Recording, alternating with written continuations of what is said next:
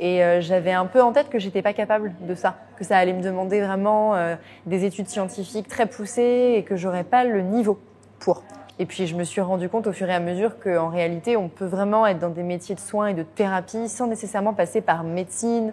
Je pense qu'il y avait un type de chemin que je connaissais pas en fait, dont on m'avait pas parlé et que du coup j'ai pas envisagé de prendre. Il y avait plusieurs choses en même temps. C'était aussi un moment de vie où j'avais vraiment besoin d'un travail personnel. Et en plus de ça, je voulais une dynamique de groupe. La formation à l'IFAS a énormément répondu à ça. Il y avait l'aspect collectif, il y avait le fait d'avoir une dynamique quand même qui puisse amener vers une professionnalisation.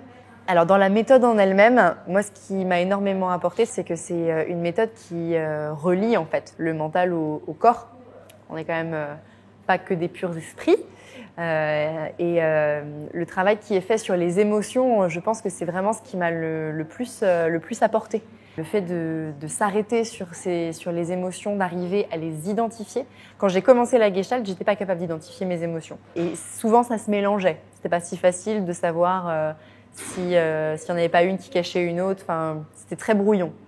Là, on fait vraiment un travail d'observation très poussé qui permet de saisir toutes les nuances en fait émotionnelles qu'on peut traverser en tant qu'être humain, voilà, que personne, et de comprendre en fait comment ça nous traverse, comment ça nous fait agir, réagir, réfléchir, voir les choses, voir les gens, nous voir nous-mêmes, voir le monde. C'est vraiment à la base de tout.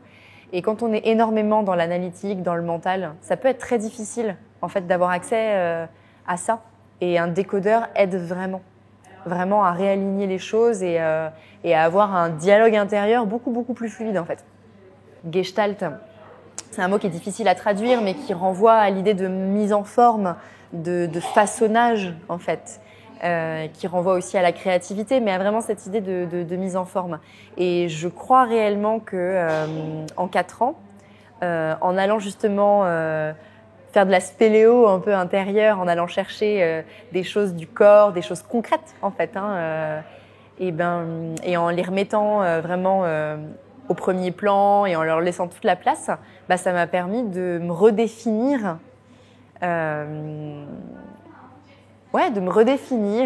et de solidifier mes contours.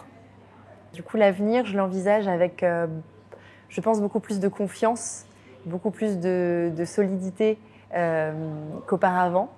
J'ai appris aussi qu'on pouvait très bien cheminer avec du doute en soi sans que ce doute empêche les choses et soit omniprésent et soit bloquant.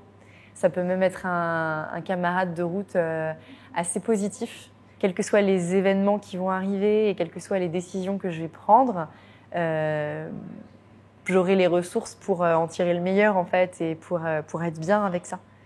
Donc tout peut arriver en fait.